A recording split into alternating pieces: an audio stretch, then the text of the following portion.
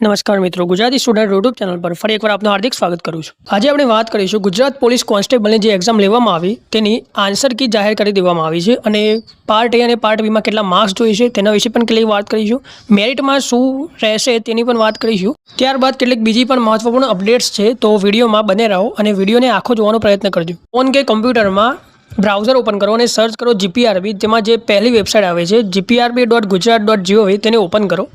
ત્યારબાદ આ રીતની ગુજરાત પોલીસ રિક્વાયરમેન્ટ બોર્ડની ઓફિશિયલ વેબસાઇટ ઓપન થશે। ત્યાં નીચે થોડા નીચે જશો તો લેટેસ્ટ અપડેટમાં તમે જોઈ શકો છો કે જેમાં પહેલી જ અપડેટ છે જે તારીખ 20 જૂને જાહેર કરવામાં આવી છે, તેમાં જોઈ શકો છો કે 14/6/2026ના રોજ લેવામાં આવેલ લોકરક્ષક કેડરની લેખિત પરીક્ષાની પ્રોવિઝનલ આન્સર કી તથા વાંધા રજૂઆતની વિગતો જોવા માટે અહીં ક્લિક કરો। એટલે કે બાજુમાં જે પીડીએફનો ઓપ્શન છે, પીડીએફનું જે બટન છે તેના પર ક્લિક કરશો તો એક પીડીએફ ડાઉનલોડ થશે, તેને ઓપન કરવાની છે। ત્યારબાદ આ રીતની એક પીડીએફ ઓપન થશે, તેમાં જોઈ શકો છો કે લોકરક્ષક કેડરની લેખિત પરીક્ષા તારીખ 14/6/2026ના રોજ લેવામાં આવેલ લેખિત પરીક્ષાની provisional answer key master set પ્રશ્નપત્ર મુજબ જાહેર કરવામાં આવેલ છે।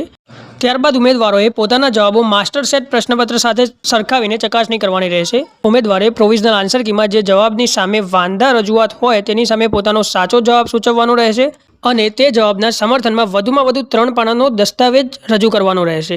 પુરાવા વગરના વાંધા રજૂઆત ધ્યાને લેવામાં આવશે નહીં। એટલે કે તમારે જો કોઈ પ્રશ્નના જવાબમાં વાંધો છે તો તેના માટેનો એક દસ્તાવેજ તૈયાર કરવાનો છે। દસ્તાવેજમાં તમારે પ્રોપર રીઝન બતાવવું પડશે કે કેમ આ જવાબ સાચો છે, તે સાથેનો એક પ્રોપર 3 પાનાનો દસ્તાવેજ તૈયાર કરીને તેને ઓનલાઈન અપલોડ કરવાનો રહેશે। તેના વગર તમારો જવાબ માન્ય ગણવામાં આવશે નહીં। ત્યારબાદ આગળ વાત કરીએ કે તારીખ 14/6/2026ના કલાક 17 એટલે કે સાંજના 5 વાગ્યા સુધીમાં ઓનલાઈન જ વાંધા રજૂઆત કરવાની રહેશે। એટલે કે તમારે કોઈ વાંધો છે તો તમારે ઓનલાઈન જ કરવાની છે અને તેની છેલ્લી તારીખ 24/6/2026 છે, તે ઉમેદવારોએ ખાસ ધ્યાને લેવું।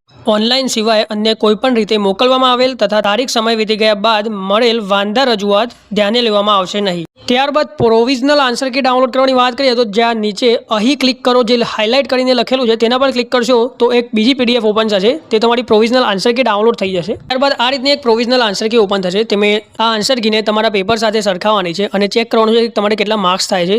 જેટલા પણ માર્ક્સ થતા હોય તે તમે એકવાર જરૂરથી કોમેન્ટ કરજો, જેથી બીજા લોકોને ખબર પડે કે મેરિટનું શું રેશિયો રહેશે અને તમારે પાર્ટ એ અને પાર્ટ બીના સેપરેટ માર્ક્સ ગણવાના છે, જેથી તમને ખબર પડે કે તમારું પેપર ચેક થશે કે નહીં। 40% માર્ક્સ જોઈએ છે, એટલે કે પાર્ટ એ અને પાર્ટ બીમાં 40% માર્ક્સ હશે તો જ તમારું પેપર ચકાસવામાં આવશે।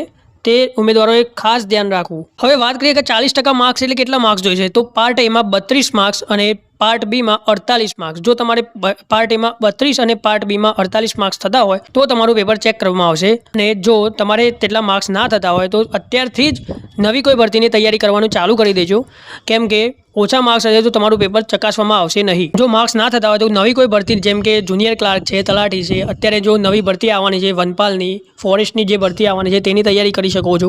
ઘણા બધા લોકો નવી પોલીસ ભરતીની વાત કરી રહ્યા છે, પણ અત્યારે નવી પોલીસ ભરતીની શક્યતાઓ બહુ ઓછી છે, કેમ કે ઓલરેડી કન્ટિન્યુ 2 વાર પોલીસની ભરતી આવી ગઈ છે, તો હવે શક્યતાઓ ઘણી ઓછી છે। તો બેટર રહેશે કે કોઈ બીજી ભરતીની તૈયારી કરવાની ચાલુ કરી દો અત્યારે। અને જે મિત્રોને સારા એવા માર્ક્સ થાય છે તે પણ અત્યારે થોડી તૈયારી ચાલુ રાખજો, કેમ કે મેરિટનું કંઈ નક્કી નથી, મેરિટ ક્યાં જશે કોઈને ખબર નથી, તો તૈયારી ખાલી મૂકતા નહીં। હવે આગળ વાત કરીએ તો વાંધા અરજી કરવા માટે શું કરવું, તો તેના માટે ઓનલાઈન વાંધા રજૂઆત માટે અહીં ક્લિક કરો, તે લખેલું છે ત્યાં તમે ક્લિક કરવાનું છે। ત્યારબાદ એક નવું પેજ ઓપન થશે। ત્યારબાદ આ રીતનું એક પેજ ઓપન થશે, ત્યાં તમારે તમારી ડિટેલ્સ ફિલ કરવાની છે અને લોગિન પર ક્લિક કરવાનું છે। ત્યારબાદ એક નવું પેજ ઓપન થશે, ત્યાં તમારે જે પ્રશ્નમાં વાંધો છે તે વાંધો સૂચન કરવાનો છે અને એક ફાઇલ અપલોડ કરવાની છે, જે તમારે દસ્તાવેજની ફાઇલ અપલોડ કરવાની છે અને ત્યારબાદ તમારો વાંધોની અરજી સ્વીકારવામાં આવશે। તો આજના વિડીયોમાં બસ આટલું જ। વિડીયો ગમે તો વિડીયોને લાઇક, શેર અને ચેનલને જરૂરથી સબસ્ક્રાઇબ કરી લો, જેથી આવનારી ભરતીની અપડેટ તમને સૌથી પહેલાં મળી રહે। મળીએ એક નવા વિડીયોમાં।